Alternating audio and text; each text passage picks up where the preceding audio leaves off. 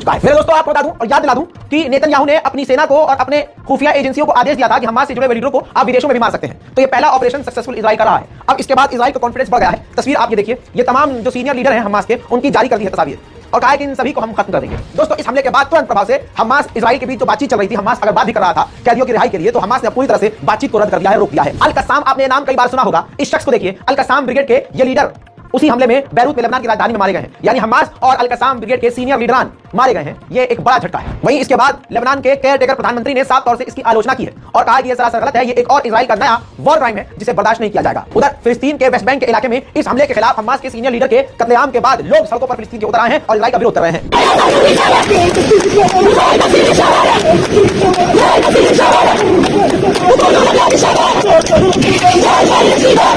फिलिस्तीन की मसाजिद से लेकर लेबनान की मसाजिद में अल कस्साम ब्रिगेड के लीडर और हमास के सीनियर लीडर के मौत की खबर मस्जिद से ऐलान करके इलाके और शहर वालों को दी गई। ये एक दर्दनाक मंजर फिलिस्तीन के समर्थकों के लिए है।